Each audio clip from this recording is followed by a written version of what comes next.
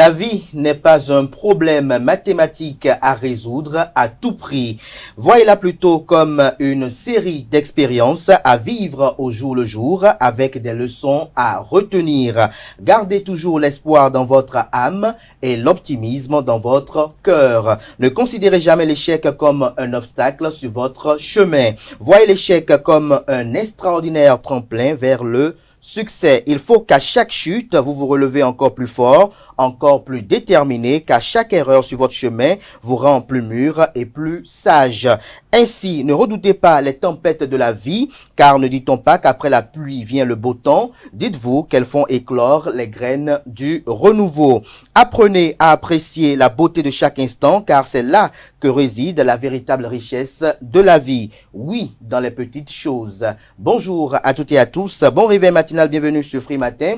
Ce rendez-vous matinal d'information, d'analyse et de divertissement sur ESAE TV à suivre d'un instant à l'autre la une des journaux que j'aurai à vous présenter avec beaucoup de plaisir afin que vous vous imprégniez des différents sujets qui constituent l'actualité au Bénin au petit matin de ce mardi. S'en suivra le bulletin matinal d'information qui sera présenté ce matin par Sylvie Dédéou. Au sommet de ce bulletin matinal d'information, la nomination de la directrice de cabinet du président de la haute autorité de l'audiovisuel et de la communication AK 7e mandature assure également les impressions de quelques usagers du nouveau marché moderne de Aïdjedo dans la ville de Cotonou. Vous aurez également quelques détails sur la construction de la cité ministérielle de Cotonou. La paille des sports sera présentée ce matin par Jordan Tchapchet.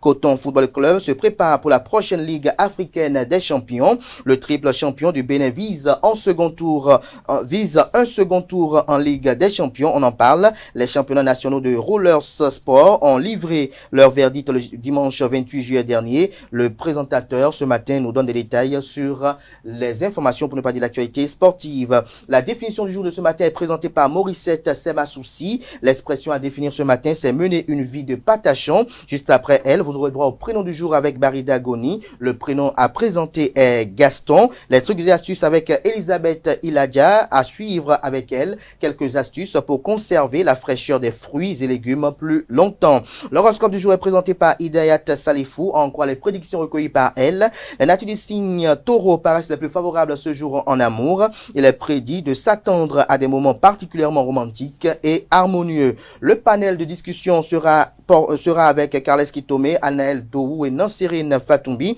sans occulter Atifa Olafa. Tous quatre, ils auront à opiner sur la délocalisation du marché international de Dantokpa. Et puis en fin d'émission, avec Atifa Olafa, je recevoir pour vous Imelda Bada, qui est acteur politique, également promotrice du Festival international Zogbin. Elle est là pour nous parler de la 4e édition de ce festival qui démarre le vendredi prochain. Voilà un peu l'ossature de l'émission de ce matin, chers amis internautes. Juste après ce jingle, on se retrouve pour la une des journaux.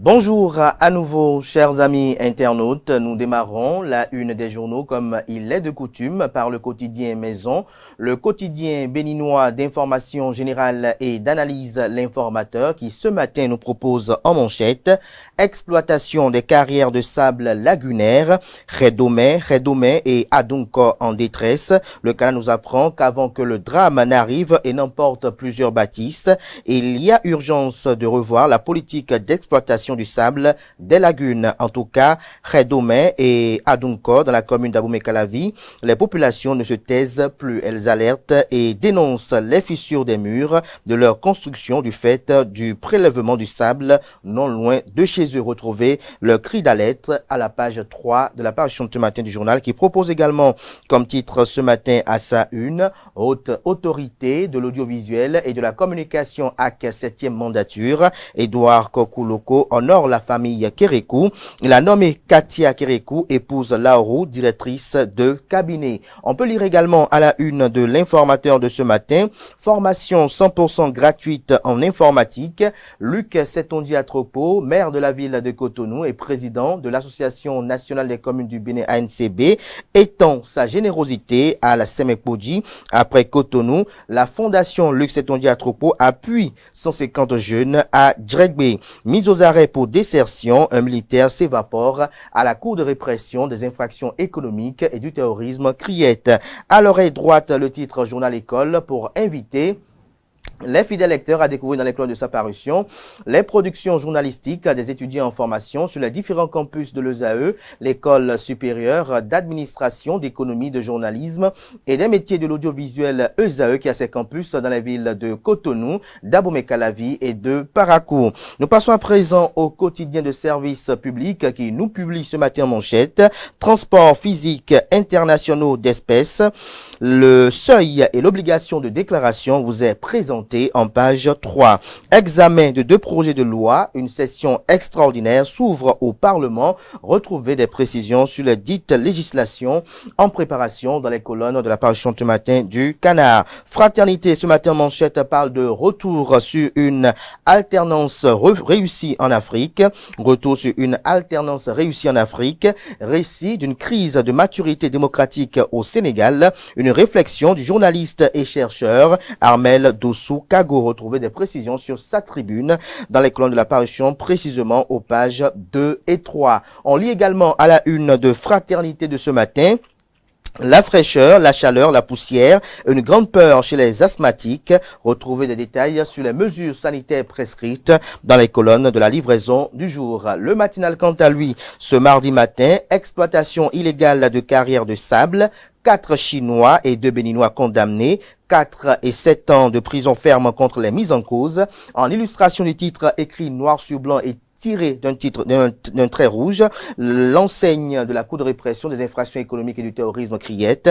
L'article a retrouvé quant à lui en page 4.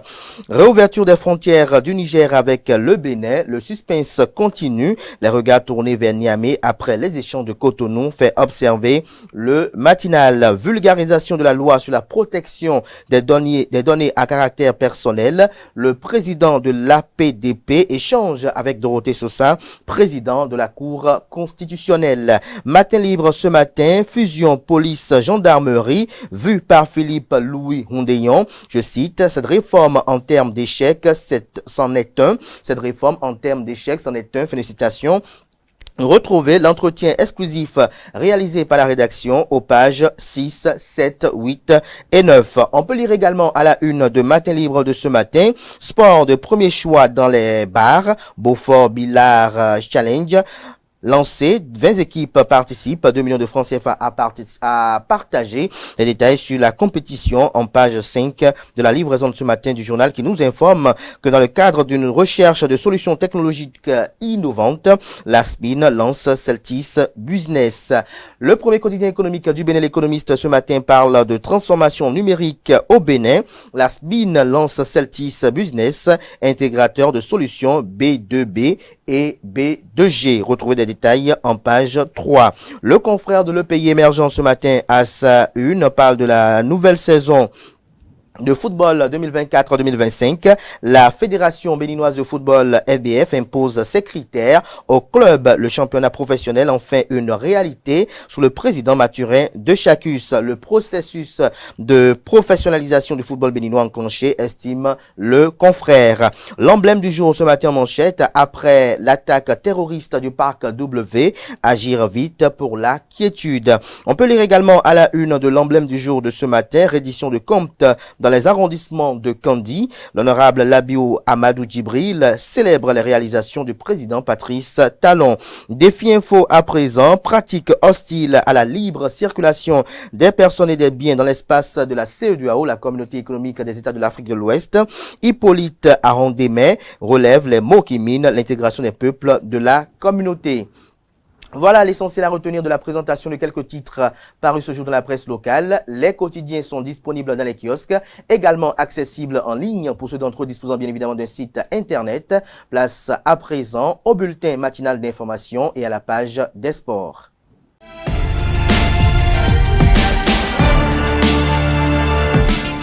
Le bulletin matinal d'information avec vous. Sylvie Dédéo, bonjour. Bonjour Kader. Merci d'être là. Bonjour à vous, Jordan Tchapchet. Bonjour Kader. Merci d'être là. Très beau costume. Merci. Belle cravate. Merci bien. Je suis très admiratif du look de ce matin. Sylvie Dédéo, on démarre par la nomination de la directrice de cabinet du président Edouard Kokou Loko. Bonjour à tous et bienvenue dans le bulletin d'information. Katia Uzula Akpedje Kerekou Laourou est la directrice de cabinet nommée par le président de la Haute Autorité de l'audiovisuel et de la communication AC. Edouard Loko a commencé par installer son cabinet. Le projet de la cité ministérielle de Cotonou, comprenant 11 bâtiments et 20 cabinets ministériels, est presque achevé, promettant une amélioration de la gestion des affaires de l'État. Effectivement, le projet de construction de la cité ministérielle à Cotonou, initié par le gouvernement du Bénin, touche à sa fin. Située derrière la SORTB, cette cité s'étend sur 5 hectares et comprend 11 bâtiments R+5. Elle accueillera 20 cabinets ministériels, les bureaux des ministres et des services centraux. Cette initiative vise à réduire les coûts des bois administratifs et à offrir aux agents de la fonction publique un cadre de travail fonctionnel et centralisé, améliorant ainsi la gestion des affaires de l'État. Serge Novillon de la direction de la communication de la présidence a souligné que la cité ministérielle améliorera la productivité de l'administration publique. En parallèle, une cité administrative est en construction à Rossougbe à Bomé-Calavi pour héberger certaines directions ministérielles actuellement basées à Cotonou. Le marché moderne d'Aïedo a ouvert ses portes le week-end dernier, offrant 259 places aux commerçants sur une superficie de 3034 mètres carrés. Après l'ouverture du marché moderne de Kadianou à Cotonou, ce fut le tour du marché moderne de Aïedo ce samedi 27 juillet. Réalisé sur une superficie de 3034 mètres carrés, le nouveau marché dispose de 259 places. Interrogé par Francis Fahami, quelques usagers du marché apprécient le cadre marchand. Because even quand qui est mato so on tout ta dubi mo je ma ta tẹ́lẹ̀ lọ o wa okay gan bí mo ṣe wà oda tẹ́lẹ̀ èmi pẹ̀lú àwọn boucher ló wà papọ̀ tẹ́lẹ̀ so tí n bá ń ṣe nǹkan ẹja nǹkan ẹran máa wọ̀ náà bọ́ so ń sìn àwa lọ́tọ̀ọ̀tọ̀ so gbogbo nǹkan mi wà bí mo ṣe fẹ́ bí mo ṣe bó ṣe ṣe ẹja gan ó dà ó fine. Vivi mi ta mi ma gbàjẹ àtọ́gán ma o mi na dógbe ní ta o ma o na ní àsáǹgà gbẹ̀gà mi mo tèmi tó mi lẹ́ gan jí pọ̀ mi lẹ́ fò ẹlẹ́yìn bó jàjọ́ ta o. Différence wa ndo que te kwesivona momi an chicha china homi an eyo ganje vivi nu mi de nu le de gbon e ma se vivi ta. Enu wa bonu ahonu ma gbàjẹ gbẹgbẹrẹ mi jẹ fi mi sanu ta mi sanu mele wiwa ye mele wa ni e wa eno wa disa edisa eno le ahonu o e de so ye pa to gan e do to gan lo ma o e tun an cho ta o e na cheni ta mo e na cheni. Ó jẹ́ mi náà dùnú kan lẹ̀ àṣọ ìwà àṣọ jù àṣọ jẹ́ ìwà mi náà ló fi dùn mí ká mọ̀ tèmi tó mi ká ló satisfait wa débùdé à yẹn ló fi dùn yín mọ̀ yẹn ló satisfait mi place lẹ́yìn kan jí mi ká installé mi nù mí tó lẹ̀ normal àhìrò ìwà ẹ̀ sísá àrò ìwà ẹ̀ tó mi tó pẹ́rù máa wò. ká tó wá sí báyìí ó wá sọ̀rọ̀ wa ní ọjà lọ́hùn tó wá sọ fún wa pé fún gbogbo wa ká wá dá orúkọ wa so bó ṣe ṣe ìrànlá ó tẹ́ ni pé tí àwa tá a wà ní ọjà tẹ́lẹ̀ tá a bá rí ibi àwọn tuntun ò ní wọnú ẹ̀ bó ṣe sọ ẹ̀ bẹ́ẹ̀ náà ló ṣe àdúpẹ́ fún ọ. Il y a des gens aussi qui viennent promener, voir les lieux, tout ça là. En se promenant, s'ils voient des choses et puis ça leur plaît, ils s'arrêtent pour payer ça.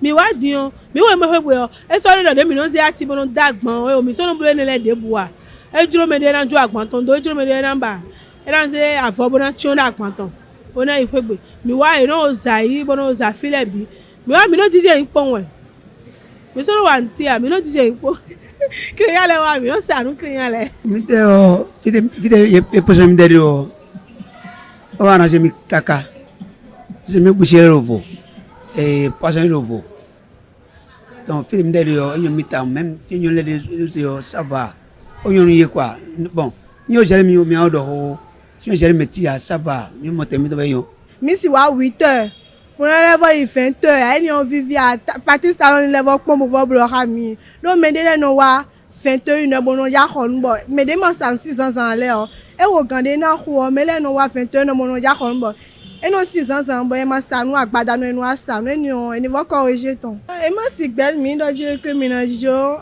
alentour ne mi bio khu o me le mana mo mi ganji ne eni vo pon règlement bo le vo to ha mi ganji par exemple fait c'est le fin edion e to le ke fait c'est gbe le fin e puis ni me bi fite mi dada dodo eni tonu le ganji bo nu le ni dopo. Les fidèles de l'église Dieu peut tout de Bodje ont célébré le 7e anniversaire de leur assemblée ce samedi 27 juillet. C'est exact, les fidèles chrétiens de la montagne de compassion Dieu peut tout de Bodje ont célébré les 7 années d'existence de leur église. C'était ce samedi 27 juillet au siège de l'assemblée. Quentin Amoussoui était, suivant son récit.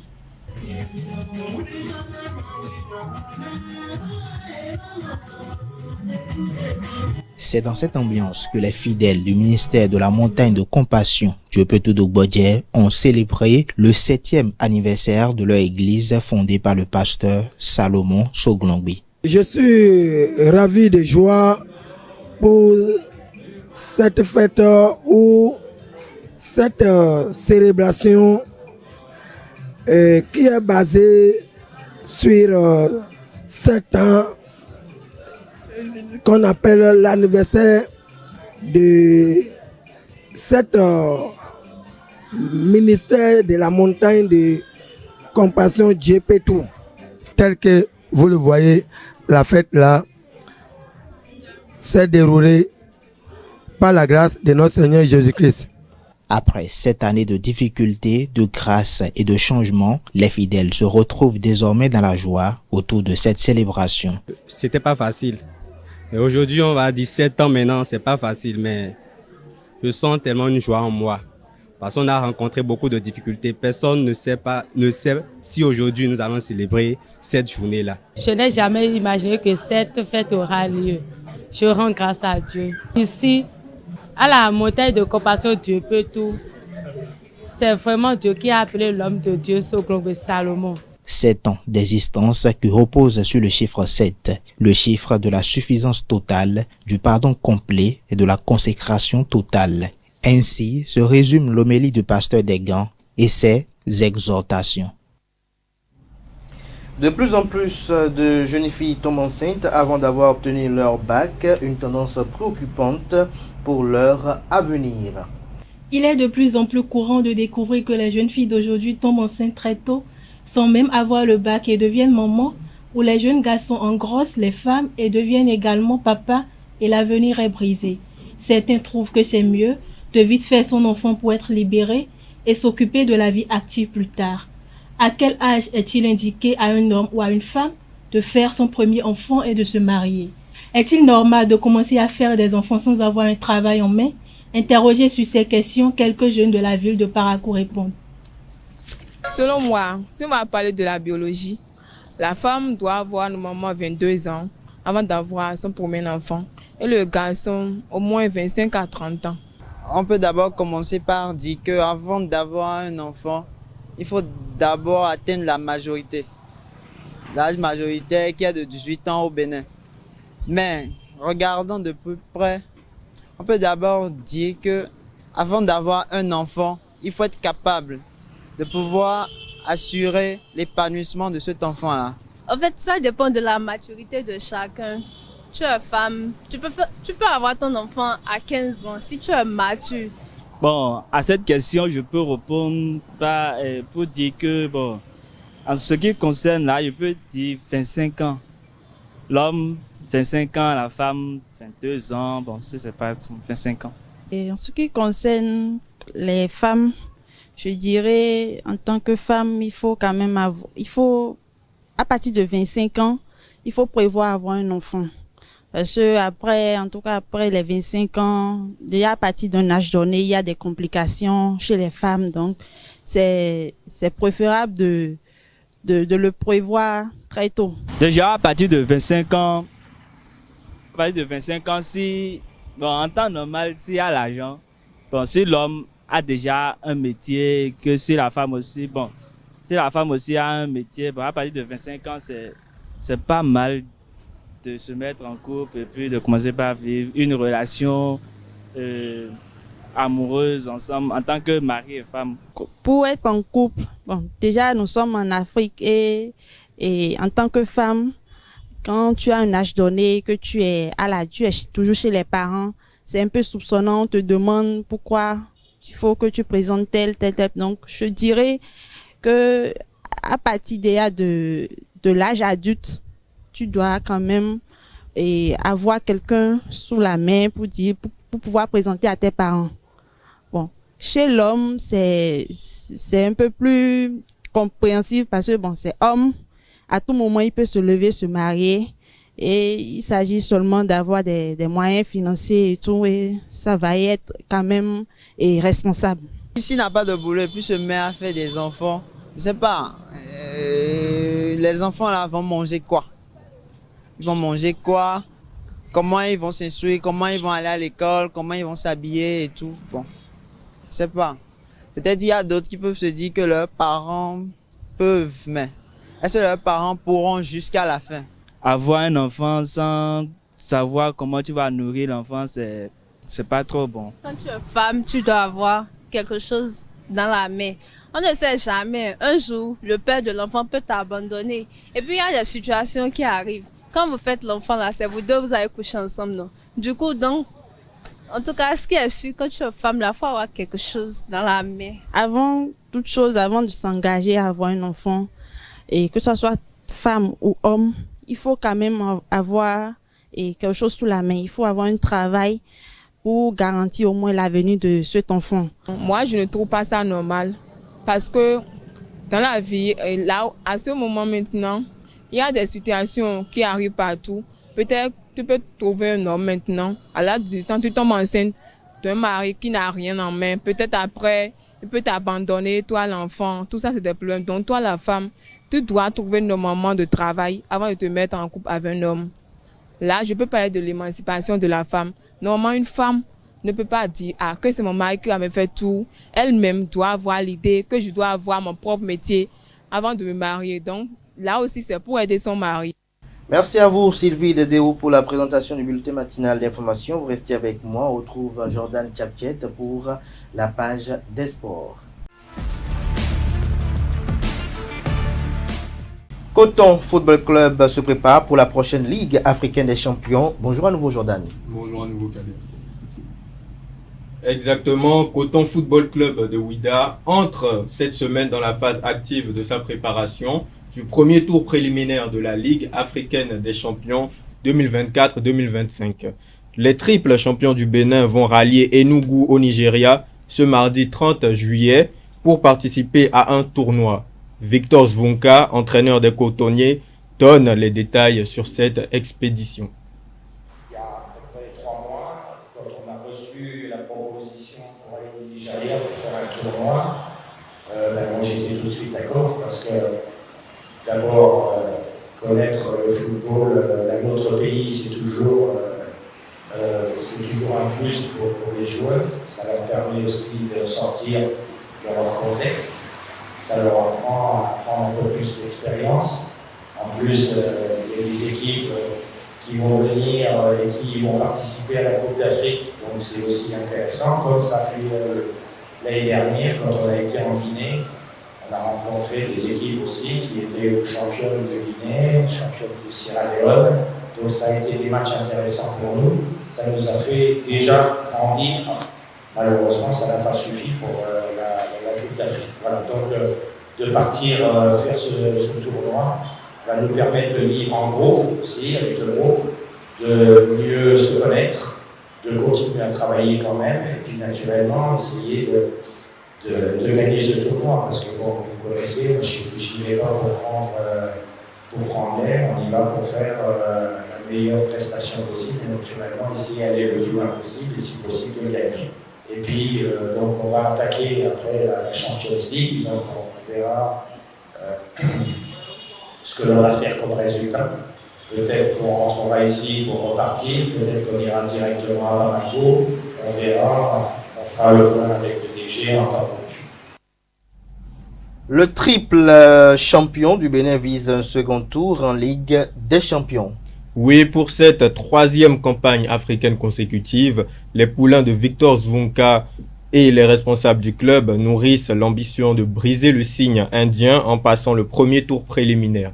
Sosten Seflemi Zohon, le nouveau directeur général de Coton Sport Bénin, le martèle. Nous avons conscience des espoirs placés en nous par tout le peuple du football, par tous ceux qui se sentent concernés par le football. À chaque point de rue, à chaque séance de travail au niveau de la filiale, nos oreilles sifflent. Chacun de ceux qui nous parlent s'approche de nous pour dire mais nous espérons que cette fois sera la bonne. Et quand ils le disent, c'est naturellement par rapport à la Ligue des Champions. Coton Sport Bénin représentera encore à travers Coton Football Club le Bénin au niveau de cette compétition-là, qui pour le moment ne nous a pas tout à fait suivi. Comme vous le savez tous, le tirage est fait. Nos adversaires, c'est AS Douanes du Burkina Faso qui va nous recevoir et ensuite nous allons les recevoir. Tout le monde nous a dit, comme ce n'est plus la SEC, nous espérons que vous allez passer. Et à tout le monde, je dis, je ne pense pas que le public soit plus pressé, plus enthousiaste que d'abord les propriétaires de la société sportive, que d'abord le staff technique du club et les joueurs. Nous sommes tous enthousiastes, nous avons tous envie de faire mieux que les années antérieures. Mais ça ne se décrète pas. Ce n'est pas en termes de moyens exceptionnels mobilisés. Les victoires, pour les atteindre, c'est toute une culture. Vous pouvez par hasard accrocher un trophée ou une qualification ou passer un cap. Mais si c'est par hasard, vous ne pourrez pas le faire tout le temps et régulièrement, comme le font ceux que nous pouvons poser en modèle pour nous. Nous travaillons énormément pour passer ce cap-là. Nécessairement, nous sommes plus outillés cette fois-ci que les années antérieures, parce qu'il y a des erreurs de débutants que nous avons dû commettre. Aujourd'hui, nous avons de l'expérience que nous pouvons dire que nous avons capitalisé. Et donc nous regardons l'horizon avec plus de confiance, mais rien n'est jamais acquis. Valentin Winato va faire ses débuts au JO ce mardi. C'est exact, le judoka béninois va défendre le drapeau national ce mardi 30 juillet 2024. Valentin Winato débute enfin sur les tatamis face à l'Italien Antonio Esposito dans la catégorie des moins de 81 kg. Le combat se déroulera au Grand Palais à Paris et est à suivre derrière vos écrans sur France Télévisions et Europe 1. Plus d'une vingtaine d'arbitres d'élite béninois ont bénéficié du stage MAFIFA. Ce stage organisé par la commission des arbitres de la Fédération béninoise de football avec l'appui de la FIFA vise à mettre à jour les connaissances des arbitres béninois. Les participants ont suivi des séances pratiques et théoriques pour répondre aux exigences du football moderne. Selon le point fait par la Fédération béninoise de football, le stage a débuté par des tests physiques au stade Charles de Gaulle de Porto Novo. Les arbitres ont également suivi des travaux en salle où ils ont reçu une formation sur les amendements des lois du jeu 2024-2025, l'arbitrage moderne et la gestion des incidents dans la surface de réparation. Les championnats nationaux de roller sport ont livré leur verdict le mardi 28 juillet dernier. Oui, au classique slalom, Ezekias Wele Pessu récidive chez les juniors hommes en décrochant l'or après celui décroché au speed slalom le samedi. Il est suivi de Boris Tobi Oloudé et Fawaz Bana.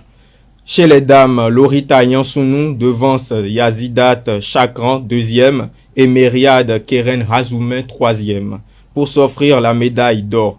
Du côté des seniors hommes, Ashraf Din, Mama et James Agris Tosa se partagent respectivement les médailles d'or et d'argent. En slide, Ashraf Din Mama s'offre la médaille d'or devant Fawaz Bana et James Agris Tosa.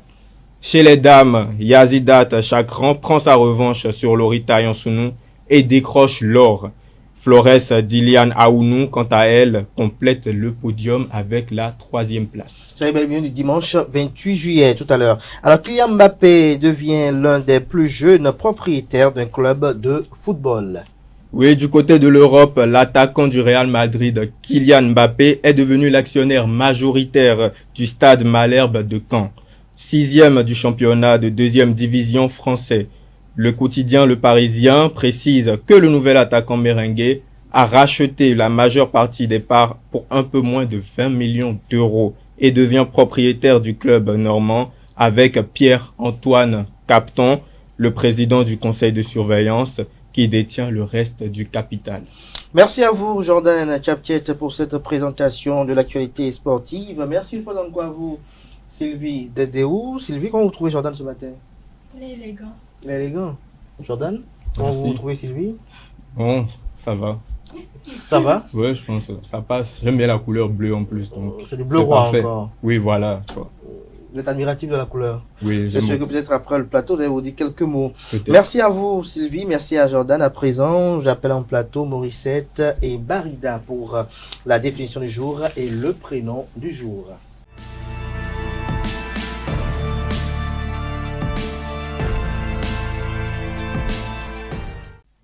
Morissette, c'est ma souci. Bonjour. Bonjour, Khaled. Bonjour. Très beau costume ce matin.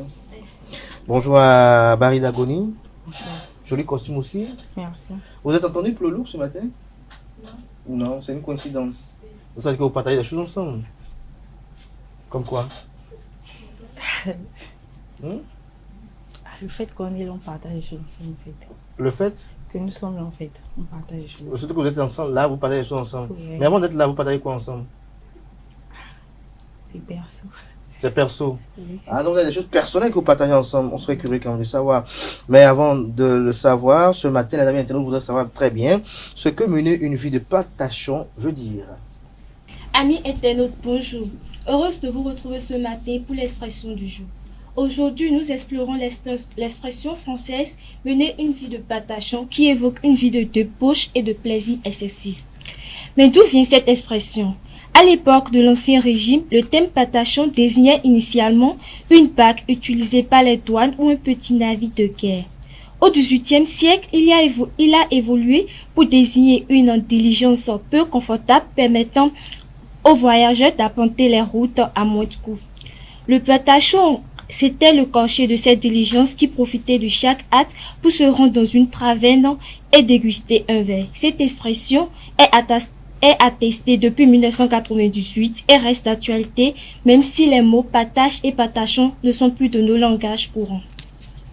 Merci à vous pour cette présentation, ou bien vous n'avez pas encore fini? Non. Vous êtes en train de respirer. Alors, allez-y. Alors, quelles leçons en tirer? Il est essentiel de profiter de la vie, mais sans oublier nos responsabilités. Comme le dit le proverbe, tout en modération. Amis internautes, voilà ce qu'on peut retenir de l'expression de ce jour. Merci de m'avoir suivi et à la prochaine. Merci une fois encore à vous, Morissette, c'est ma souci. Est-ce qu'il vous arrive parfois de mener une vie de patachon? Non, jamais. Non, vous n'avez pas d'amis? J'ai d'amis. Qui emmènent?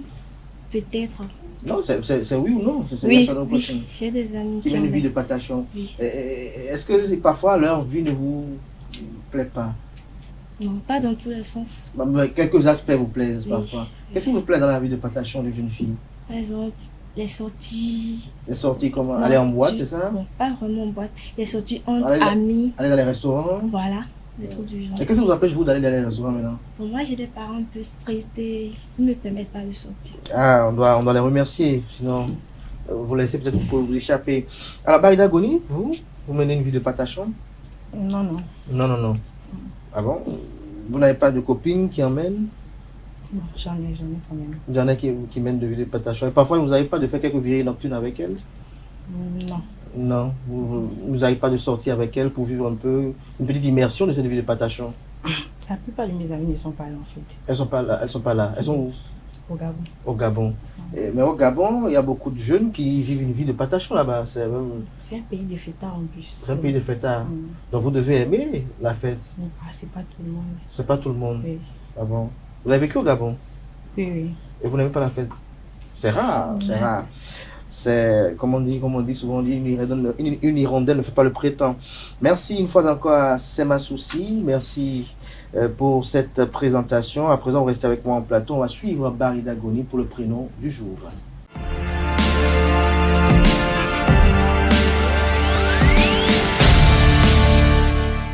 Le prénom du jour, Barida Goni, bonjour à nouveau. Bonjour. Bonjour à nouveau. Ami, bonjour. Bonjour à nouveau. Rebonjour. Rebonjour. Le prénom c'est Gaston, mais vous pouvez aller. Vous êtes un peu pressé. Oh, moi je suis pas pressé de vous avoir sur ce plateau. Ok, d'accord. Amis internautes, bonjour. Alors, comme Kadia l'a bien annoncé, le prénom du jour est Gaston. Le prénom Gaston est un prénom masculin d'origine germanique. Il est dérivé du terme germanique Gast qui signifie hôte ou invité. Gaston est un prénom ancien qui a traversé les âges, très populaire en France. Il a connu une grande vogue au Moyen Âge et est encore attribué de nos jours, bien que de manière plus rare. Les personnes portant le prénom Gaston sont souvent perçues comme étant dynamiques, charismatiques et dotées d'une grande force de caractère. Elles ont un esprit indépendant et aiment prendre les initiatives. Gaston est souvent très sociable, aimant les échanges et discussions, ce qui en fait un excellent communicant. Il est également connu pour sa générosité et son sens de l'hospitalité. En amour, Gaston est généralement très loyal et dévoué. Il cherche à construire une relation stable et durable, romantique et attentif. Il sait comment faire plaisir à son partenaire. Cependant, son besoin d'indépendance peut parfois le rendre difficile à cerner. Gaston aime que sa moitié partage ses passions et ses centres d'intérêt, faisant de la complicité un pilier essentiel de la relation amoureuse. Voilà tout ce que l'on peut retenir du prénom du jour. Merci pour cette présentation de Gaston. Vous en connaissez? Oui, oui. Ils sont comment? La personne que je connais, il est bien. Il est bien? Oui. Sur quel plan? Genre, il est sociable, il est sympa. Il aime les femmes. Il aime les femmes. Et vous aimez les hommes à femmes? Non. Pourquoi? Parce que j'aime pas. Parce que vous n'aimez pas les hommes à femmes? Non, j'aime pas. Pourquoi? Vous aimez les hommes à hommes, c'est ça? C'est pas aussi mal en même temps. C'est pas aussi mal. Donc vous aimez les femmes à femmes? Ah, j'aime les personnes simples, voilà. Les personnes simples? Oui. Il peut être simple et être homme à femme aussi. C'est juste sa simplicité à lui. Non, c'est pas tout le monde. C'est très rare. C'est pas tout le monde. Vous, Maurice, vous en comptez de Gaston? Non, pas du tout. Pas du tout. Même pas dans le quartier. Il n'y a pas peut-être un menuisier, peut-être un meunier qui s'appelle Gaston? Non, vous ne connaissez pas. Est-ce qu'il y a quelqu'un qui comporte les caractéristiques qui ont été décrites tout à l'heure par Marida? Oui. Qui a notre prénom? Oui. Comme? Marc. Marc. Ah, vous aimez les marques. C'est quoi, Marc vous a marqué? Non. Bon, pas votre souris en dit beaucoup sur ce que votre relation a été avec Marc. On peut dire ça aussi. Marc, il vous a marqué? Oui, maman. Il vous a marqué sur quel plan? Sur tous les plans. Sur tous les plans, c'est-à-dire émotionnel, sentimental, physique aussi, il vous a marqué? Non. Il ne vous a pas marqué sur le plan physique? Non. Mais sur le plan émotionnel, oui. Oui. Sur le plan sentimental? Oui. Sur le plan associatif? Oui. Et sur le plan du savoir-vivre et du savoir-faire? Plus ou moins. Plus ou moins, plus ou moins. Tout à l'heure, il y a eu une expression qui a été définie tout à l'heure et je crois que je vais y revenir dessus tout à l'heure avec Elisabeth Iladja et Hidayat Salifou qui sont convoqués en plateau. Merci à vous, chères dames.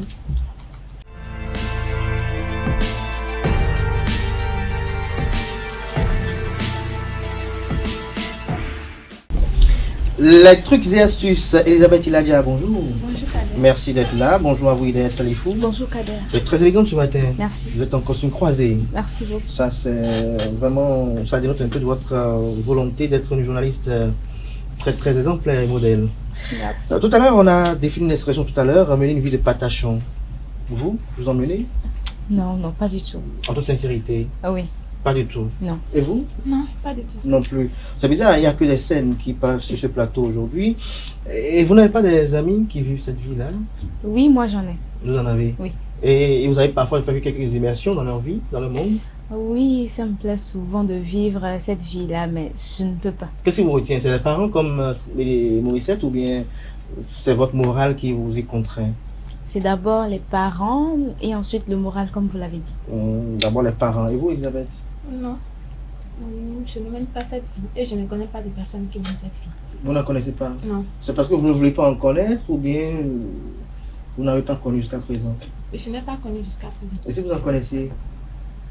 Bon, ça fait leur affaire. Ça fait leur affaire. Ça va faire votre affaire à vous? Non. Pourquoi? Vous n'avez pas envie d'aller dans les meilleures boîtes de nuit de Cotonou, dans les meilleurs restaurants, palper les bonnes recettes de cuisine des restaurants, faire de bons selfies sur peut-être le jet ski? Vous n'avez pas envie de ça? Pas de cette manière. Pas de cette manière-là. Et vous? Comme je l'avais dit, j'en ai envie, mais je ne peux pas. Sinon, si on vous laissait quand même la porte ouverte, vous allez mener une vie de patachon. Elisabeth, il a déjà quelques astuces pour conserver la fraîcheur des fruits et légumes plus longtemps.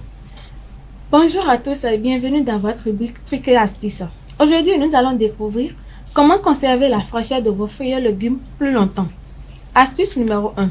Utilisez des sacs en plastique perforés.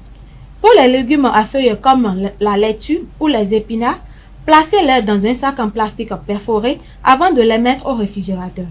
Les petits trous permettront la circulation de lait tout en maintenant un niveau d'humidité optimal, évitant ainsi qu'ils ne flétrissent trop rapidement. Astuce numéro 2. Le papier absorbant dans le bac à légumes. Pour les légumes comme les carottes ou les concombres, placez une feuille de papier absorbant dans le bac à légumes de votre réfrigérateur. Cela aidera à absorber l'excès d'humidité, réduisant ainsi le risque de moisissure. Astuce 3. Les fruits dans des bols séparés. Conservez les fruits à température ambiante dans des bols séparés. Les bananes, par exemple, dégagent de l'éthylène, un gaz qui accélère la maturation des autres fruits. Les séparer permet de prolonger leur fraîcheur. Voilà, c'était nos astuces pour conserver vos fruits et légumes plus longtemps. Essayez-les chez vous et vous verrez la différence. Merci de nous avoir suivis et à bientôt pour d'autres astuces pratiques. Merci à vous, Elisabeth Ilaga, pour cette présentation. Les fruits, vous en consommez? Oui. Fréquemment ou de façon saisonnière? Saisonnière. Saisonnière, pourquoi? Quel est votre fruit préféré déjà? La banane. La banane. La banane, ça c'est très bon. Vous aimez aussi la banane? Vous aimez la banane? J'aime la banane, mais ce n'est pas mon fruit préféré. Vous aimez la banane, mais ce n'est pas votre fruit préféré. Et qu'est-ce que vous adorez comme fruit? J'aime la pomme. Vous aimez la pomme? Ouais. La pomme. Il n'y a pas de parmi vous qui aime le concombre? Ah non. Non, vous n'aimez pas le concombre. C'est aussi un très bon fruit qui est quand même très utile pour la santé. Merci à vous, Elisabeth Iladia. À présent, on va retrouver pour les prévisions astrologiques Hidayat Salifou.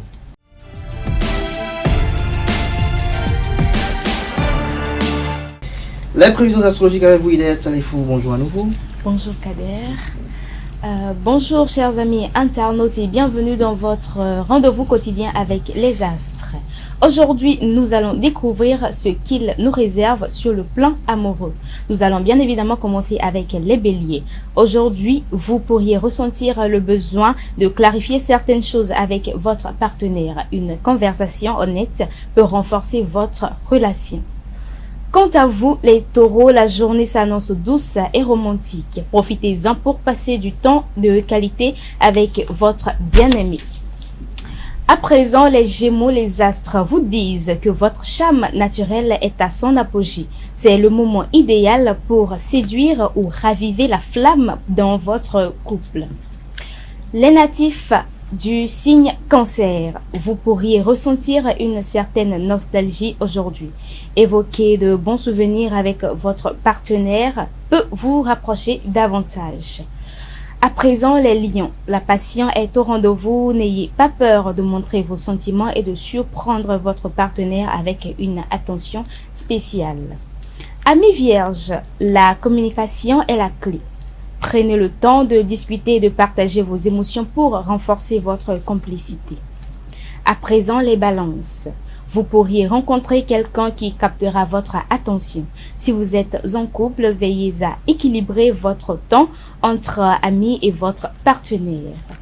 Quant aux scorpions, les émotions sont intenses. Essayez de canaliser cette énergie de manière positive pour éviter les conflits. Les sagittaires, quant à vous, l'aventure vous appelle. Organisez une sortie spontanée ou un voyage romantique pour raviver la flamme.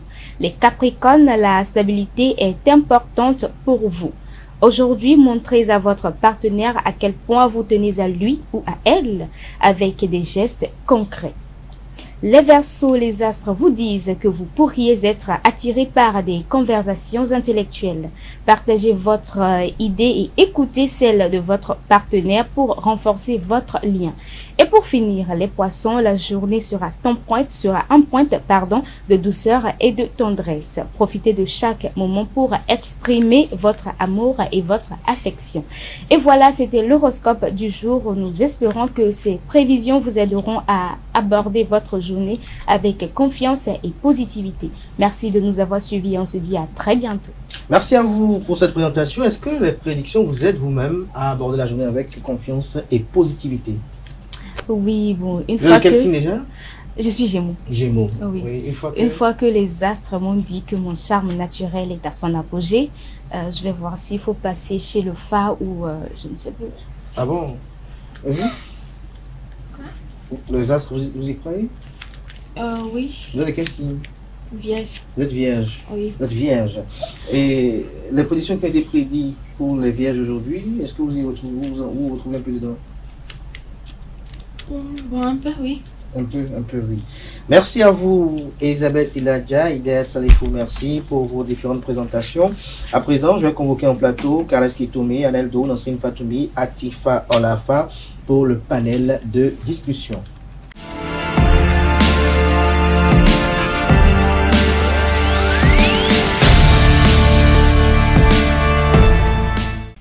Le panel de discussion, Carles Kitoumé, Anedo, Nasrine Fatoumbi, Atifa Olafa. Bonjour à tous. Bonjour.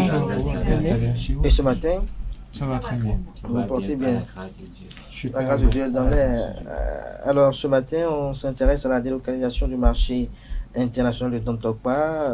Carles Kitoumé, j'ai même vous poser la question de savoir. Le gouvernement a pris la décision, le marché de gros est construit, mais les populations ou les usagers de ce marché-là restent sceptiques quant à la délocalisation. Je pense que dans la vie, c'est bon de s'inspirer de ce qui existe et de tirer le son des expériences d'autrui. Je ne sais pas, hein, je suis béninois, j'ai la chance de connaître parfaitement deux pays limitrophes qui sont le Bénin et le Togo. J'étais tout petit quand... Vous connaissez le Bénin, le Togo ou le Togo ou le Ghana? Je connais très bien tous ces trois pays, mais le Bénin et le Togo, je suis partagé entre ces deux pays parce que tous mes deux parents ont un peu de ces deux nationalités. Donc, je connais bien les réalités. Et je me rappelle que quand j'étais tout petit, il avait été question de délocaliser un grand marché, le grand marché de Asigame. Ça fait déjà 40 ans pratiquement. Mais aujourd'hui, le marché de Asigame est toujours pratiquement à sa place. C'est vrai que ce marché a perdu beaucoup d'espace et tout, mais la délocalisation n'est pas totale. Et ce qui veut dire qu'un marché, chez nous, on dit aussi qu'un marché, c'est un peu un lieu qui a une charge spirituelle. Et déplacer un marché ne s'installe pas. Le marché se crée. D'une certaine façon, ce n'est pas une décision. Ça se crée tout doucement. Et donc, pour déloger un marché, c'est compliqué. Ce qui veut dire que le gouvernement béninois, on a vu l'exemple au Togo, on a eu un grand marché, mais jusqu'à aujourd'hui, je crois que c'est les étrangers qui ont beaucoup plus pris d'assaut ce marché, laissant les Togolais au grand marché. Et donc, le gouvernement béninois aura un grand travail de communication à faire pour que les gens puissent se déplacer de ce marché. Vous savez, il y a les places sont sacrées. Hein. De chez nous, rien n'est au hasard. Quand les gens ont une place pour faire leur commerce, il y a beaucoup de choses qui se font sur le plan spirituel. Et quand on dit de déplacer, c'est compliqué pour les gens. Donc, j'attends de voir. Ça va prendre vraiment du temps. Mais il faudrait de la patience et de la pédagogie pour que ce soit plus ou moins effectif. Alors, Anel Dou, vous avez été dans le marché. Comment se sentent ces usagers-là quant à l'idée qu'ils soient délocalisés? Bon, je peux vous dire directement que ces commerçantes-là et les usagers de ce marché-là sont foncièrement contre. Et je ne pense pas que cela est possible parce que je peux me taguer un peu de dire que je suis né au sein du marché d'Ontopa. Je suis né à l'intérieur, j'ai fait mes premières classes à l'intérieur du marché d'Ontopa puisque je faisais le collège, le cours primaire et Nouveau Pont au sein de Misebo dans le temps. Puisque les parents étaient au marché. Depuis ce temps jusqu'à aujourd'hui, même hier où j'ai été dans le marché, j'étais encore surpris d'aller à la découverte d'autres endroits que je ne connaissais pas, encore dans ce même marché. Or, je suis sur terre plus de 20 ans, mais pourtant, je ne connais pas encore tous les paramétrages de ce marché. Le marché d'Ontopa est grand, tellement grand que quand l'État se dit que ça sera délocalisé, je me demande si c'est possible. Aujourd'hui, vous avez un marché qui est mélangé à un quartier où il y a des personnes qui vivent. des maisons sont devenues des lieux de vente. Des magasins. Des magasins, en quelque sorte. Des habitations sont devenues là où on expose les étalages. À moins que l'État décide de retirer même les maisons aux propriétaires, on pourrait. Mais si on dit on ne veut pas voir les personnes vendre là et que les personnes sont chez eux et on trouve des moyens pour pouvoir vendre, je ne pense pas que c'est encore possible. Encore que la délocalisation du marché implique d'autres paramètres très ancrés dans ce marché-là. Il y a le fétiche dans du marché. Il y a les fétiches. Il y a les, bon, j'en connais. Il y a le fétiche dans du marché même. Et il y a d'autres fétiches qui se sont encore implantés dans le marché. Donc, ce sont les fétiches qui sont implantés ou qui étaient là avant le marché ou autour desquels le marché s'est animé avec le temps progressivement. Bon, pour le fétiche principal qui est celui si je ne m'abuse, Kales Kitome est sur le plateau, il pourra rectifier si je vais dans le décor. Le fétiche n'était pas dans le marché. Le marché était un peu là. Le fétiche le avec vaudou c'est plus mieux. Voilà, le vaudou dent. Avec le temps est venu là. Autrefois, le vaudou dent était du côté de Misebo. Et Misebo, il fut un temps où le vaudou dent a quitté. En quelque sorte, paraît-il que c'est le vaudou même qui choisit là où il doit rester. Le vaudou a décidé d'aller rester sous le pont, là où il y a le pont aujourd'hui. Et dans ce temps, quand on construisait le pont, à chaque fois qu'on construisait dans la journée, la nuit, on venait. La nuit, quelque chose se passait où le lendemain matin, ce qu'on a construit, on voit que ça s'effondre, où il y a des trucs qui ne sont plus là. Donc, après des consultations, le vaudou a dit, en quelque sorte, dans le temps, qu'on l'a ignoré en faisant ces constructions-là, sans, en quelque sorte, le calculer. Donc, ce qui a fait que on a imploré ce vaudou pour qu'il se déplace un peu plus loin. C'est là, le vaudou s'est installé à son lieu d'aujourd'hui. Ce qui fait que le vaudou est là. Le vaudou est lié à la lagune qui est là. Donc, en quelque sorte, rattaché, en quelque sorte. Donc, puisque c'est le dent, vit dans la fraîcheur, donc ça doit être forcément proche de la lagune. Est-ce que c'est possible aujourd'hui, encore que les Runogans et autres qui s'occupent de ce vaudou l'ont dit clairement, le gouvernement a dit qu'on veut délocaliser le marché, pas le vaudou dent. Donc, là, c'est que le vaudou a été épargné dans la bordure même qu'on a fait de la lagune. Ils ont fait une bordure. Dans les délimitations. Le vaudou a été bien... Son espace a été réservé. En quelque sorte. Donc, est-ce que le gouvernement veut laisser ce vaudou-là et faire son projet? Mais les prêtres de ce vaudou l'ont dit, la délocalisation du marché, le vaudou n'est pas gré à ça, le vaudou n'accepte pas ça et il pourrait y avoir des conséquences si le marché venait à quitter là. Donc, ils implorent toujours le gouvernement de revoir en quelque sorte ou d'enlever une bonne partie, mais de laisser également une bonne partie du marché et d'enlever une bonne partie pour faire le projet qui veut être. Non, mais si vous le permettez, je vais compléter un peu, Anaël. Ce que ces prêtres-là réclament également, c'est qu'avant de faire ce genre de truc, il y a des rituels qui doivent être faits. Il y a beaucoup de choses qui doivent être faites sur le plan spirituel pour garantir quand même la sécurité, la stabilité selon leur conception. Sinon, ce projet... Est-ce que le vaudou, la divinité, permet la délocalisation? Non. C'est pour ça qu'il faudrait faire beaucoup de choses selon eux pour délocaliser en partie le marché. Et donc, parce que en fait, le vaudou, selon ce que j'ai compris de leurs explications, est quand même garantit certaines choses dans le marché. Comme le flux commercial, par exemple. Oui. Le vaudou permet aux gens aux affaires de fructifier.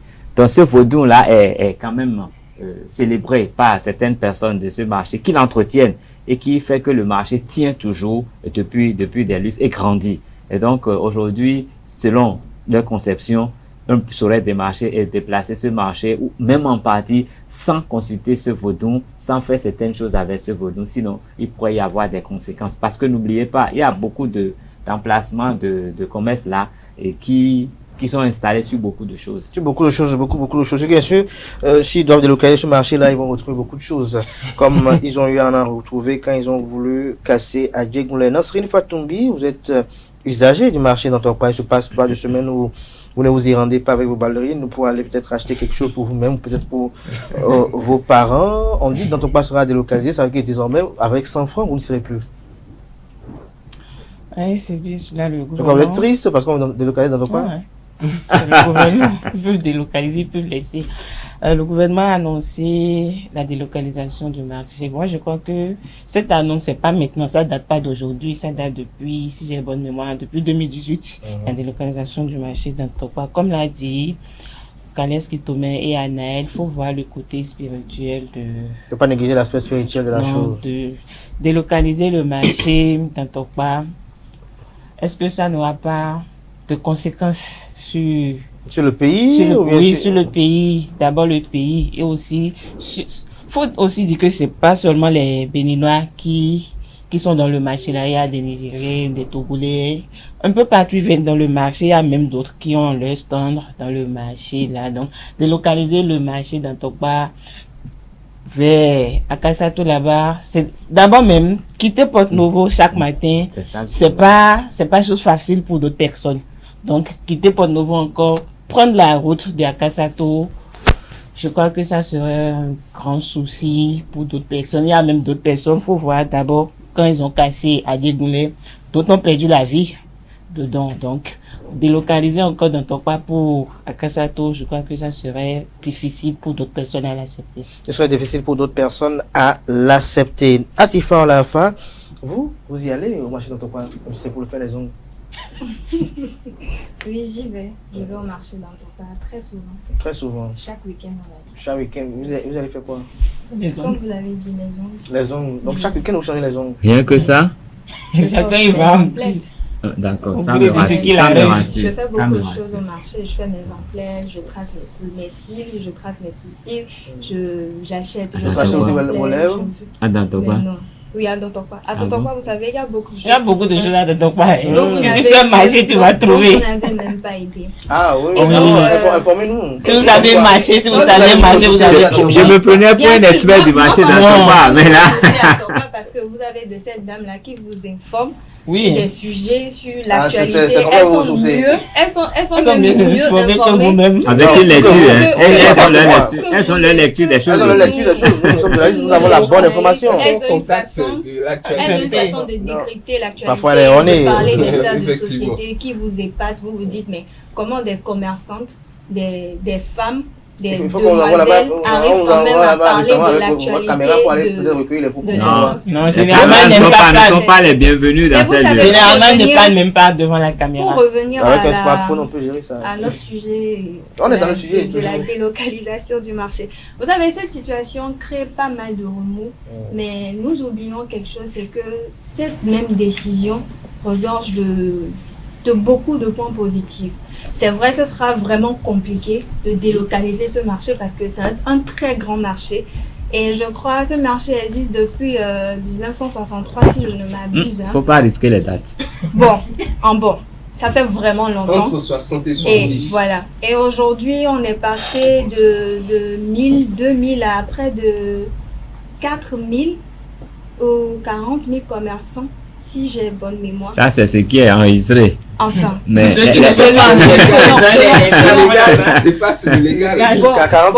peu pour Dantokpa parce qu'on voit. Parce que n'oublions pas ça. C'est un fumier.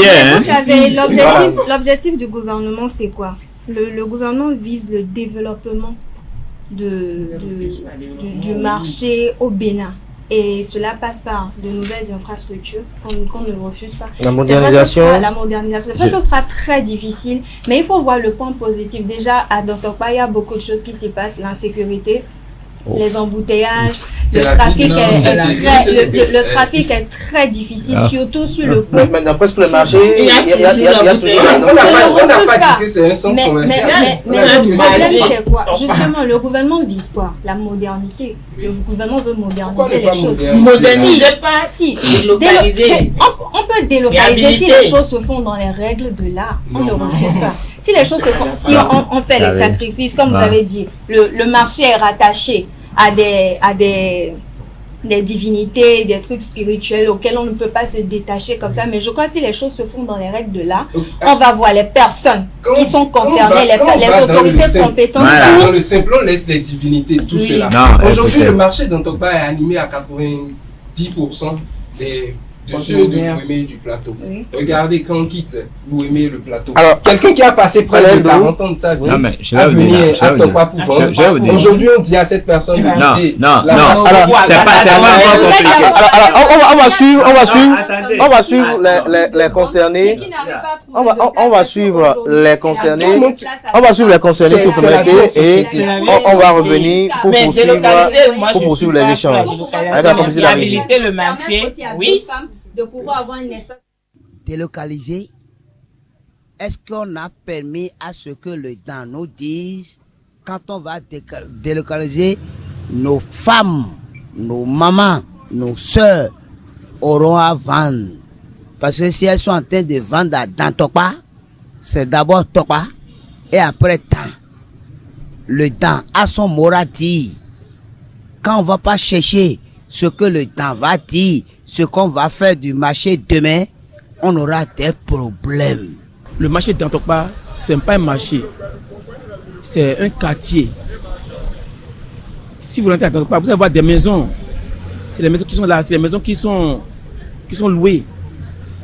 Donc on ne peut pas prendre un quartier, c'est-à-dire un quartier, une maison pour un marché.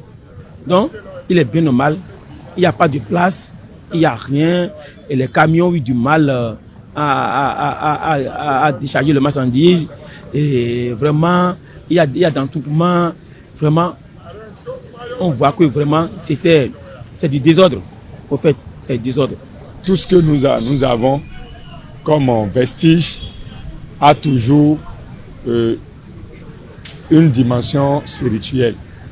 Bon, moi je pense, si aujourd'hui on ne peut pas déplacer le marché et le fétiche qui le génère, est-ce qu'on pourra maintenant faire créer un marché qui aura cet acabit, l'aura que le marché la présente? Je ne suis pas d'accord de ce déplacement de ce marché. On peut le réaménager pour le rendre encore plus belle. Parce que disons, les gens qui sont au bord de nos lacs, les Gambiers, les Soava, les Sochankwe, les Awomé et consorts, les Portunoviens, les Sémens et consorts, et celui de Calavi et consorts, eux tous viennent souvent se regrouper dans ce grand marché international. Quand on le décalise maintenant pour amener ça dans Kassato, vous voyez que ceux du filial ont perdu le marché. Il faut qu'ils fassent le pont, la voie qui tente Porto Nouveau pour Calavi.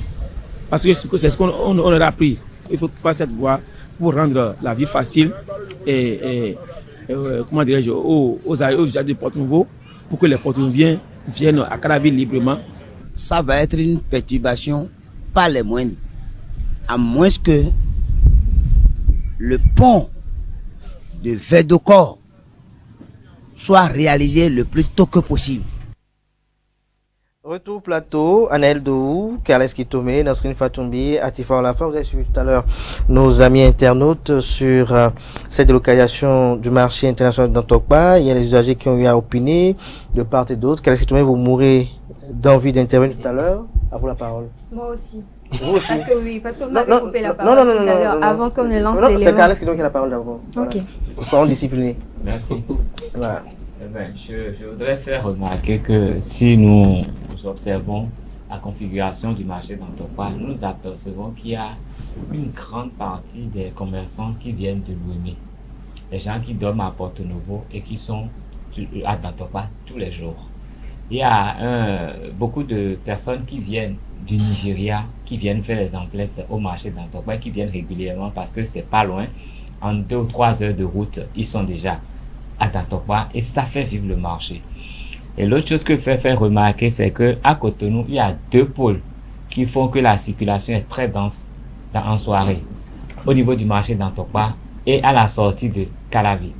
Nous voulons envoyer le marché d'Antokpa à Kassato. Ça veut dire que nous avons ce flux de concentration de la circulation va se déplacer de Dantokwa pour s'ajouter à ce que nous n'avons déjà pas à gérer au niveau de l'entrée de Calavi. Pour brancher ce que vous dites, il n'y a pas quand même de marché à Calavi, mais on voit quand même c'est impossible. Sans marché, je dis. Maintenant, si on amène... Est-ce que Calavi n'est pas même pas pire que Dantokwa même? Bon, ce qui est sûr, quand nous allons ramener tous ceux qui sont à Dantokwa, à Kassato, ça va décupler cette situation-là qui serait forcément désagréable parce que Calavi, c'est la cité dortoir. Et si on n'est pas à Calavi, on est vers Kokotomé. Et forcément, ça crée un engorgement sérieux. Nous allons commencer à vivre un peu comme au Nigeria. Nous allons un peu plus souffrir pour rentrer chez nous à la maison. Et maintenant, les gens ont des habitudes. Est-ce que le déplacement de ce marché-là, le tort que ça va faire à beaucoup de personnes, c'est vraiment construire des marchés modernes. Mais je me permets de me dire, nous ne sommes pas des Européens. C'est vrai que nous aspirons à un développement. Mais tel que les choses se font, je suis sûr que ça va beaucoup plus nous déstructurer, nous dénaturer. Il faut laisser les choses se faire tout doucement. Moi, je ne refuse pas qu'il y ait un grand marché au niveau de Calavi, mais il faut laisser ce marché se développer de façon à attirer les affaires et non d'obliger les affaires à aller. On n'oblige pas un commerce, on ne déplace pas un commerce. Moi, dans mon village, il existe un marché rudimentaire. Les gens ont construit un joli marché. Ça fait à peine 2 ans. Il est vide. Là-bas, là, on n'a que les varans et les lézards qui viennent vendre là-bas. Il n'y a rien du tout. Donc, il faut tirer leçon de toutes ces expériences-là. Savoir qu'on peut le déplacer, mais trouver une formule pour que ça soit naturel. Sinon, les gens vont mourir. Vous savez, de toute façon, lorsqu'on dit on veut délocaliser, il y en a, on connaît les Béninois, ils ne vont pas se déplacer. Il y aura forcément des gens qui vont continuer à rester là. Bien sûr, je suis béninoise. Il y a quand même des personnes qui vont rester là et continuer à animer ce marché. Je suis d'accord avec vous que il faut peut-être créer un autre marché à Calavi, puisqu'il n'y en a même pas d'ailleurs. Au lieu il y a le marché à Calavi. Mais pas de l'envergure de Dantokwa. Mais on espère quand même qu'il y a un marché peut-être que parce qu'il n'est pas animé conséquemment, il y a quand même de grands marchés à Calavi. C'est possible. Mais vous savez, le fait de délocaliser aussi Dantokwa va régler beaucoup de problèmes. Il n'y a pas seulement que les embouteillages à Calavi. À vous, quel est le problème que Dantokwa vous pose? Un sérieux problème parce que j'ai déjà failli perdre mon téléphone. Dans tous les marchés, c'est pareil. Non, vous savez. Vous pouvez envoyer le téléphone dans un marché, c'est ce qu'il y a de plus facile à faire. Surtout les lieux où se trouve le marché, les marchés, il y a toujours des embouteillages, le trafic est difficile, je ne refuse pas. Mais si on délocalise Dantokwa aujourd'hui, on réglera beaucoup de problèmes. L'insécurité, l'environnement. Laissez-moi parler. Quand vous avez eu la parole tout à l'heure, je ne vous ai pas pris. Donc permettez que je finisse aussi mes propos. L'insécurité, l'encombrement, la fluidité de la circulation. Parce qu'il n'y a pas seulement l'embouteillage à Calavi, à Papa aussi en dessous. Vous imaginez, parfois, je finis ma journée à 19h, je suis obligée d'attendre jusqu'à 22h avant de rentrer chez moi. Parce qu'il y a les embouteillages. Parfois, tu es obligé de contourner, d'aller prendre jusqu'au carrefour de Stemmes avant de pouvoir... Mais les gens qui vont à Calavi n'ont pas le choix. Ceux qui vont à Calavi n'ont pas le choix. Je ne dis pas que... Je ne dis pas que... Alors, vous allez la laisser finir son argumentaire, sinon, si elle est plus sur le temps, on n'aura plus le temps de réagir. Les gens qui font dans le formel, comme ça, de la même manière, il y a aussi ceux qui sont dans l'informel, le légal comme l'illégal. Vous voyez des personnes, des femmes de Tokwa qui n'ont même pas de boutique, qui sont obligées de s'accommoder à d'autres femmes qui ont de boutiques ou elles se cotisent même le loyer pour pouvoir payer. Vous voyez, 7 femmes qui ont 7 commerces différents, mais qui sont concentrées dans une même boutique. Et parmi ces femmes-là, vous voyez des personnes, s'il vous plaît, parmi ces femmes-là, vous voyez qui ont émergé, qui ont évolué dans leur commerce, qui peuvent s'offrir, qui peuvent se prendre un local personnel pour pouvoir continuer leur commerce, mais qui n'y arrivent pas. Mais j'ai des tantes, j'ai des personnes qui vendent à Tokwa et qui sont dans les mêmes situations. On va transporter dans le Vous savez, de la même manière qu'il y en a qui sont contre, c'est comme ça, il y en a qui sont pour. C'est faux. C'est normal. Parce qu'elle rêve d'un local, elle rêve d'avoir un espace à elle seule pour pouvoir émerger, pour pouvoir faire fructuer leur commerce. Mais il y en a. Même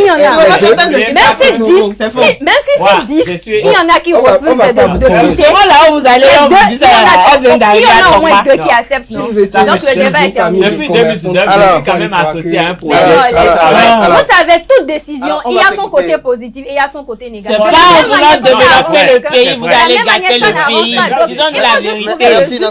Il faut juste trouver le juste milieu. Et c'est là que je parle. Le juste milieu, on délocalise le marché. Lorsque vous allez vouloir délocaliser le marché de Tontokpa, faites les choses dans les règles de l'art. S'il faut aller voir les autorités compétentes, faites-le. Maintenant, vous savez, il y a un point pour terminer. Il y a un point. Lorsque le gouvernement a rencontré les femmes du marché et leur a expliqué que Tokpa devait être délocalisé, j'ai comme l'impression que les femmes n'ont pas bien cerné ce que le président Patrice Talon a voulu. Mais elles applaudissaient. Elles applaudissaient parce qu'elles n'ont pas compris. Donc, comme Carles Kiltome l'a dit, il faut un sérieux travail de communication. Et je pense que si on amène ces femmes-là à comprendre les enjeux, à comprendre l'impact que cela a pour le développement. Elle n'avait pas applaudi au palais de la République.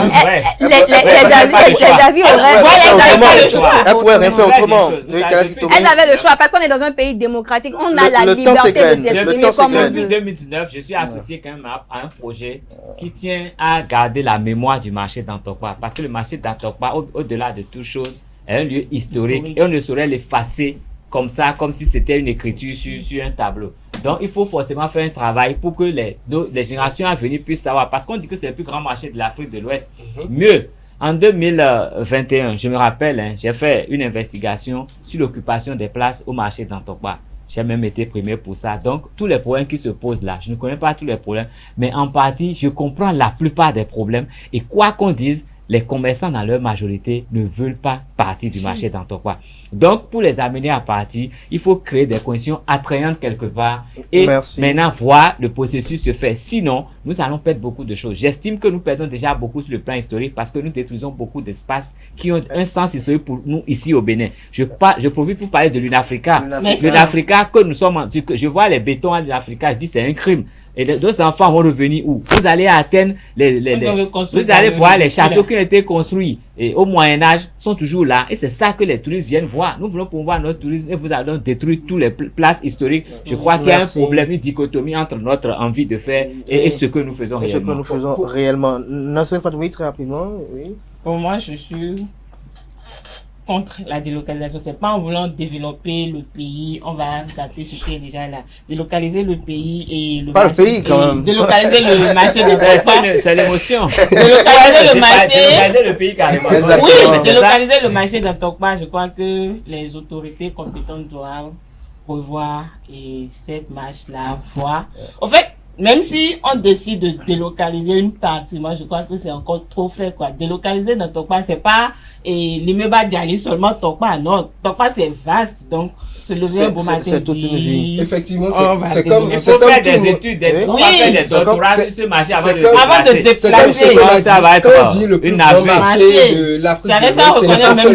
Ce n'est pas seulement en termes de surface, c'est en termes de tout ce que ça amène. Le gouvernement doit prendre des mesures. Si le gouvernement y tient, le gouvernement doit prendre des mesures. Aujourd'hui, trouver une solution pour ceux qui quittent Porto Novo pour allier Calavi, trouver une solution pour ceux qui rentrent déjà de Cotonou vers Calavi, parce que il faudrait pas moderniser en créant davantage. Il faut pas moderniser en créant davantage de problèmes. Merci à vous, chers collègues. Peut-être qu'on va y revenir davantage parce que la délocalisation de ce marché international d'Antokpa quand même suscite beaucoup de réactions au sein de l'opinion. C'est vrai que le chef de l'État en avait eu à parler avec les bonnes dames à la présidente de la République en 2018. Elle a été actionnée pour construire le marché de gros. Mais les inquiétudes subsistent dans la tête des uns des autres. La voie du complément nord-est de Cotonou qui a été promis. Où en sommes-nous aujourd'hui? Les bonnes dames, comme on dit tout à l'heure, les collègues qui quittent Porto Novo tous les matins pour se rendre au marché de Dantokpa, lorsque elles vont se retrouver à Kassato, qu'en serait-il du déplacement? Qu'en serait-il des tracasseries? Qu'en serait-il également des autres usagers qui sont des pays limitrophes et qui viennent s'approvisionner au Bénin? Autant de questions auxquelles les dirigeants doivent apporter des solutions, des réponses convaincantes afin que véritablement les inquiétudes soient dissipées pour que l'initiative qui est derrière, l'initiative qui est derrière ce projet de délocalisation du marché d'Antokpa soit compris et que le projet qui est prévu pour l'espace actuel d'Antokpa soit davantage vulgarisé pour que les uns les autres soient plus que situés. Chers amis internautes, à présent, on aborde la dernière rubrique de ce matin, notamment l'invité avec Imelda Bada.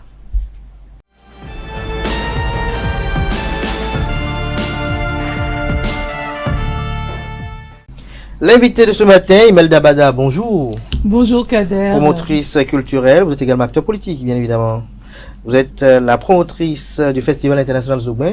Merci d'être là ce matin, Atifa Olafa. Merci d'être resté avec moi pour conduire cet entretien. On est à la 4e édition du Festival Zogbin. C'est bien cela, 4e édition du Festival Zogbin. Quelle contribution au développement de la culture béninoise. Bonjour à nouveau, Imelda Bada. Bonjour Atifa, bonjour les amis qui nous suivent de partout. Alors vous êtes promotrice du Festival international de Zogbin. D'entrée, où se passera le festival et pourquoi le choix de ce lieu? Le festival cette année se passera à Rouegbo-Agon. C'est dans la commune de Tofo. Et le choix du lieu a trait avec l'ère culturelle Adjatado. Parce que à Agon, nous avons un mausolée ancestral où sont gardés les restes des ancêtres qui étaient venus de Tado après la séparation des frères qui, on sait, les grands ont construit les grands royaumes du Sud Bénin. Donc c'est la révélation de ce mausolée pour éviter que l'histoire ne s'efface. Donc c'est du 2 au 4 août à Rouegbo-Agon. À Rouegbo. Et quelles sont les innovations pour cette 4e édition? Comme je vous ai parlé d'un mausolée, donc vous avez le cultuel et le culturel qui vont se côtoyer. Oui. Donc déjà le thème de l'édition du cultuel au culturel, les limites, nous permettra de pouvoir naviguer entre les frontières et montrer surtout ces frontières aux profanes, aux initiés, pour permettre à ce que les gens puissent profiter réellement de nos attraits culturels et du coup par ricochet touristique. Qu'est-ce que vous avez prévu pour rendre atypique cette édition-là? Je pense que... Qu'est-ce qui amènera celui qui a déjà vécu la première, la deuxième, la troisième édition à se déplacer pour Rouegbo-Agon le week-end prochain? Je pense déjà la découverte du mausolée. Et c'est pour justement ne pas tomber dans la routine que nous avons mis en place le festival de manière itinérante. Donc c'est pas qu'on va se retrouver, manger, boire, rigoler, partir, mais nous aurons l'histoire qui va être présentée. Les gens auront la possibilité de voir ce mausolée et de toucher du doigt la réalité au fait du terrain. Donc c'est pas la première édition, déjà c'était atypique. La seconde qui s'est passée à Huawei, la troisième l'année dernière à Okewo dans la commune de Savet. Et donc cette année nous sommes là. Et la particularité aussi c'est que nous avons fait le lancement à Reims pour mettre l'accent sur l'interculturalité, parce qu'aujourd'hui nous savons que nous mettons en avant, mais notre identité doit pouvoir être connue et acceptée des autres pour que nous puissions retrouver une place au fait. Donc, dans le cadre également de l'indépendance de notre pays, pour pouvoir être indépendant, il faut se connaître, s'accepter, s'assumer et se faire connaître de l'autre. Quels sont les invités d'honneur de cette édition? Ah non, Kader, je ne ferai pas. Est-ce qu'il y a des artistes, est-ce qu'il y a des artistes invités? Est-ce qu'il y a des dignitaires du monde culturel qui sont invités? Nous avons associé plusieurs personnes et personnalités de la République. Aussi bien sur le plan culturel, les gardiens de la tradition, le monde politique. Et je ne vais pas me prêter à l'exercice d'en citer, mais ce que je peux vous garantir, c'est qu'il y a plusieurs personnes qui seront là. Nous sommes, vous savez comment ça se passe avec la difficulté de la mise en place du fonds d'accompagnement au niveau de la DAC, qui n'est toujours pas encore fonctionnel. Donc il y a plusieurs que nous n'avons pas pu avoir sur place, mais qui vont certainement nous suivre à distance pour parler des artistes internationaux. Il y a l'artiste Eugène Kounke qui devait être là, du Burkina. Il y a plusieurs, en fait. Si je vais en citer, je vais en oublier et en offenser. Je ne veux pas... enfin, c'est pas l'objectif. Alors, je suis quand même curieuse de savoir pourquoi Zogbin? Pourquoi avoir baptisé ce festival, un festival Zogbin? Zogbin, parce que ça signifie la lampe en langue fon. Et la lampe, au fait, a besoin de l'énergie... Enfin, elle a besoin de l'action de quelqu'un pour pouvoir être allumé. Okay. Donc, le Zogbin donne la lumière. Mais ce Zogbin ne va pas s'allumer toute seule, au fait. La lampe a besoin de la contribution. Et c'est d'ailleurs pourquoi nous invitons tout le monde, quelle que soit leur orientation politique ou religieuse, à se joindre à nous pour permettre à notre culture de pouvoir prendre son élan, comme la vision du chef de l'État l'a si bien annoncé depuis 2016. Malheureusement, c'est un peu dur sur le terrain. C'est tellement que je reviendrai la semaine prochaine pour débriefer avec vous sur le parcours de cette 4e édition. Le parcours de cette 4e édition. Sinon, comment comptez-vous à ce que ce festival a contribué au développement de la culture béninoise? Je pense que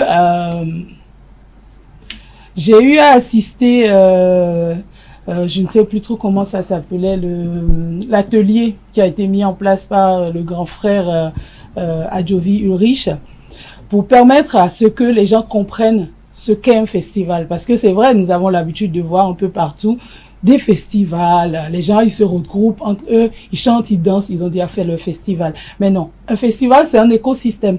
Ouais. C'est un écosystème qui permet à ce que l'endroit qui accueille le festival puisse profiter au fait pendant les 3 jours ou les 1 semaine, 2 semaines même, parce qu'il y a des festivals qui s'étendent vraiment, de profiter, de se mettre en avant, de vendre ce qu'ils ont de meilleur pendant cette période-là. Parce que vous voyez ici, le festival se passe chez vous, par exemple, Latifa.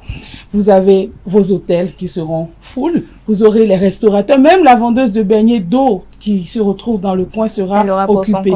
Nous aurons besoin des mains d'œuvre pour pouvoir faire XY sur le terrain. Ces personnes, s'il y a un bon financement, vont pouvoir avoir une bonne rémunération. Bien sûr, ils seront des volontaires, mais ils vont être ils vont pouvoir travailler sur le festival. Donc là, pendant la période des vacances, ça aurait pu si l'accompagnement était. Donc voilà un petit peu. Et au-delà de ça, ça contribue également parce que on réunit la population pour passer des messages, des sensibilisations, des orientations. Donc un festival, c'est tout ça. D'accord. Alors vous parlez de festival international Zogbin et on parle du président Patrice Talon que vous soutenez bien évidemment de façon indéfectible ces actions. Nous sommes à l'ère du Bénin révélé. Alors vous, qu'est-ce qui vous plaît de révéler dans la culture béninoise? Le Zogbin veut être mis où dans la culture béninoise? Le Zogbin justement aide à la révélation parce que quand on parle de révéler le Bénin, le festival est né après la présentation du volet culturel du PAG1 le 16 décembre 2016 et nous avons parlé de Zogbin parce que il a parlé de la reconnaissance identitaire de notre culture. Il a eu le courage, au fait, parce qu'aujourd'hui, nous avons beaucoup qui se réclament africains, panafricains ou tout ce que vous voulez, mais qui n'ont jamais ce courage-là de dire, oui, nous sommes des enfants, des descendus de cette culture vaudou. Il a dit, mais quand on vous parle de vaudou, tout le monde a peur. Ce qui est normal, l'inconnu fait peur. Aujourd'hui, bien que ce soit notre chose, c'est une chose qui est inconnue de beaucoup de personnes. Inconnue pourquoi? Parce que ça a été enfermé à un moment donné. Et dans l'abîme. Et pour pouvoir voir, pour choisir, nettoyer, il faut la lumière. Donc, le Zogbin, c'est pour accompagner la révélation du Bénin à travers la compréhension déjà de notre patrimoine, la valorisation de ce patrimoine, l'exercice de préservation de ce patrimoine pour pouvoir le faire accepter d'abord par les Béninois et faire accepter par les autres parce qu'aujourd'hui, malheureusement, beaucoup d'étrangers sont en train de plus connaître le Bénin et nos trucs que nous.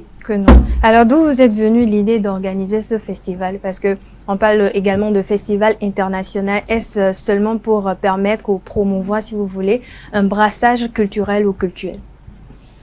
Le brassage culturel vient parce que dans le monde où on vit aujourd'hui, il y a beaucoup de choses qui se passent. Encore que moi, j'ai eu la chance d'avoir deux éducations, j'ai envie de dire. J'ai connu la France, je connais le Bénin et des deux, je vois aujourd'hui, il y a beaucoup de personnes au Bénin qui ont envie de faire le blanc. Mais ils seront jamais blancs en abandonnant leur identité. Là-bas, de l'autre côté, moi, je vis avec des blancs qui sont très attachés à leur culture, leur patrimoine, qui se battent chaque jour pour préserver, que ce soit matériel ou immatériel. Comme je vous ai dit, je vis à Reims.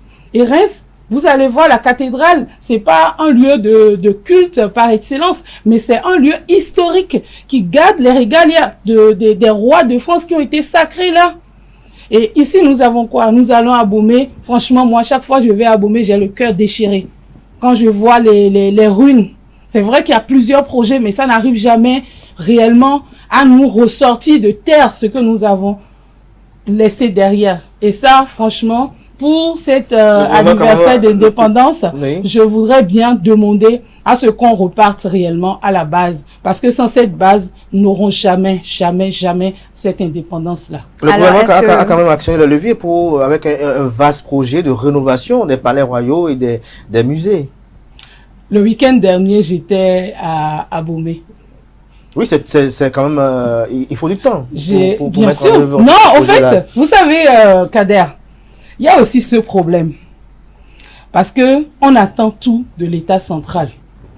Vous voulez partout, j'entends des personnes dire, même des élus, dire, ah, et le gouvernement alors? Je vous promets, Kader. L'État fait des projets. Le chef de l'État a décliné une vision. Si cette vision est portée par chacun des Béninois, je pense que le Bénin va prendre son envol tout de suite.